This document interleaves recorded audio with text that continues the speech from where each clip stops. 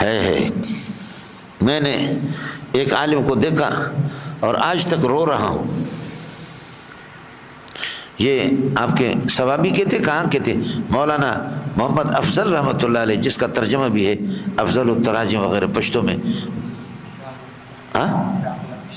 شنگلہ کی شاہپور، مولانا افضل شاہپور، مولانا افضل شاہپور والے رحمۃ اللہ علیہ۔ اللہ اللہ، سبحان اللہ سبحان اللہ۔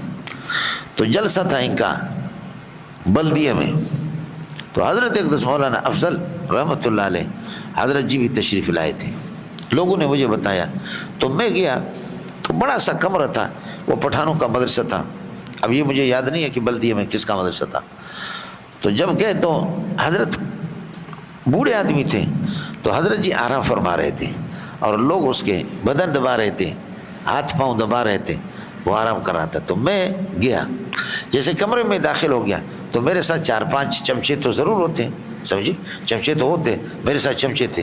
تو میں گیا تو حضرت کو پتہ چل گیا کہ کوئی مولوی آ گیا نا، تو حضرت جی ایسے سوئے ہوئے تھے، تو وہ چاپی کر رہے تھے لوگ۔ حضرت اٹھا اور اٹھ کر کے اللہ کا بھلا کرے بیٹھے رہے۔ تو میں نے جا کر کے سر میں نے اس کا چوما، میں نے حضرت سے ہاتھ ملایا کہ آپ میرے جیسے نالائق کے لیے کیوں کھڑے ہو؟ حضرت کو میں نے کھڑے ہونے نہیں دیا، بس وہ بیٹھ گیا، ہاتھ ملایا، خیر خیریت سے، ٹھیک ہے، یہ ہے وہ ہے۔ تو میں جا کر ادھر کونے پہ بیٹھ گیا۔ حضرت تھے، اب ظاہر ہے کہ ہم ایک طالب علم نالائق، ہماری حیثیت کیا ہے؟ تو ادھر جا کر کے میں بیٹھ گیا۔ میرے پاس چمچے آ گئے، سمجھے بھجن، چمچے حضرت سے زیادہ چمچے میرے پاس آ گئے، اور چماچم کلوں فی نار جہنم خالدین فی ابدا، سمجھ شریف میں ہے کہ چماچم میرے پاس آ کر کے بیٹھ گئے۔ تو حضرت سے آہستہ آہستہ میں نے سنا، دا سوکھ دے کر، تھوڑی تھوڑی پشتو مجھے سمجھ میں آ جاتی ہے، دا سوکھ دے کر۔ تو انہوں نے کہا کہ دا غٹا، یہ کسی چمچے نے، حضرت کے بھی چمچے بیٹھے ہوئے تھے، تو کسی چمچے نے کہا دا غٹا حلم دا منظور میں گل دے کر۔ تو حضرت فرمایا آخا تو منظور دیکھا نا؟ تو انہوں نے کہا کہ منظور، اللہ اللہ، میرے ماں باپ پہ قربان جائے۔ اٹھا وہاں سے، اٹھ کر کے آ کر کے میں اٹھا، میں سمجھ گیا، میں نے تھوڑا سا میں نے سن لیا، وہ وہاں سے اٹھا اور اٹھ کر کے میرے پاس آ رہا ہے۔ میں بھی اٹھا جلدی، اٹھ کر کے میں نے پیشانی چوم لی، کہا کہ بیٹا مجھے اللہ کے لیے معاف کر دینا، میں نے آپ کو پہچانا نہیں۔ حالانکہ اخلاق کی حد کر دی اس نے، کون سی لاپرواہی تو کی بھی نہیں اس نے، وہ تو سو رہا تھا، اور اتنے عمر کے آدمی، بوڑھے آدمی، سمجھے، اتنے بوڑھے آدمی، اور پھر سیدھا ہو کر کے بیٹھا بھی، میں نے خود کھڑے ہونے بھی نہیں دیا۔ لیکن اب اس کے بعد جیسے اس کو پتہ چل گیا تو آ کر کے مجھ سے معافی مانگ رہا ہے، کہہ رہا کہ بیٹا میں نے آپ کی طرف توجہ نہیں کی۔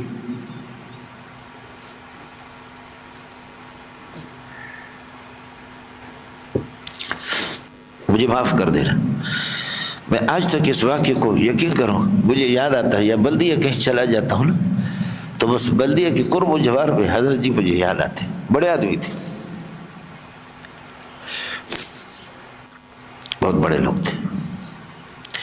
اس لیے ساتھی جو ہے نا، بس بدبختی ہے، ہم نے مفتی نظام الدین کو آپ نے دیکھا نہیں، میں نالائق قسم کا آدمی شیخ سلیم اللہ سے اور مفتی نظام الدین سے ہم نے لیا نہیں، لوگوں نے بہت کچھ لیا، ان لوگوں میں بڑی عاجزی اور اللہ کا والا مفتی صاحب میں خاص طور پر عاجزی اور تواضع کوٹ کوٹ کر کے بھری ہوئی تھی۔ ہمارے حضرت فرماتے ہیں مولانا یوسف افشانی صاحب کہ اگر کسی کو اخلاق سیکھنا ہے تو ایرانی علماء سے سیکھ لیں۔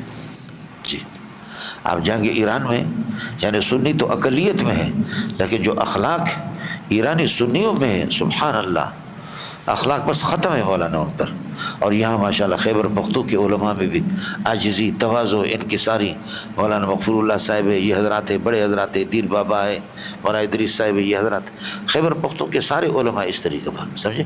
اور بعض لوگوں میں تکلف، وہ اپنے آپ کو بڑا بنانے کی کوشش کر رہے کہ ہم بڑے ہیں، لیکن وہ بڑے بنتے نہیں ایسے، بڑے وہ بنتے کہ جو چھوٹے اپنی نگاہوں میں چھوٹے ہیں، وہ لوگوں کی نگاہوں میں بہت بڑے ہیں، جو اپنی نگاہوں میں بڑے ہیں ان جیسا کوئی ذلیل بھی نہیں، اور کو لوگ جس یہ ہے کہ نگاہ سے دیکھتے وہ کوئی۔ حاضرین محترم، مولانا منظور منگل صاحب ایک سچگو، ایک منصف عالم دین ہے، جنہوں نے دیکھا حالیہ بیان کیا اور اپنی وہ حالت بیان کی جس میں انہوں نے ایک شاہپور پنچپیری عالم سے ملاقات کی اور ان کے اخلاق کا واقعہ بیان کیا۔ دیکھا جائے دیوبندی کسی پنچپیری کے حالات بیان نہیں کرتا، لیکن مولانا منظور مینگل صاحب نے ان کے حالات کو کھل کر بیان کیا اور جو ان کے ساتھ پیش آیا اس کو بھی بیان کیا۔ اور اس سے ہمیں یہ نصیحت ملتی ہے کہ علماء دیوبند جیسے بھی ہو، جو بھی ہو، وہ حق کو، کسی کی خوبی بیان کرنے کو عار نہیں سمجھتا، بلکہ وہ خوبی اگر کسی مخالف فریق، کسی مخالف مکتب فکر میں کیوں نہ ہو، تب بھی اسی کو بیان کرتے ہیں۔ تو ہمیں بھی اگر کسی کی خوبی اچھی لگے تو اس کو بیان کرے، اس کو اپنے اندر لانے کی کوشش کرے۔ اور دوسری بات جو معلوم ہوئی، جو سرحدات کے علماء ہیں، جس طرح خیبر پختونخوا، بلوچستان کے علماء، تو وہاں ان میں سادگی پائی جاتی ہے، عاجزی پائی جاتی ہے، اور بنسبت شہر کے لوگ اپنے آپ کو مہذب سمجھتے ہیں، مہذب بناتے ہیں اور بتکلف بنانے کی کوشش کرتے ہیں، لیکن صوبہ سرحد خیبر پختونخوا اور اسی طرح بلوچستان کے علماء سادے سے جہاں جگہ مل گئی وہاں بیٹھ گئے، جس کے ساتھ گفتگو کرنے کا موقع مل گیا وہاں وہ گفتگو کر لیتے ہیں۔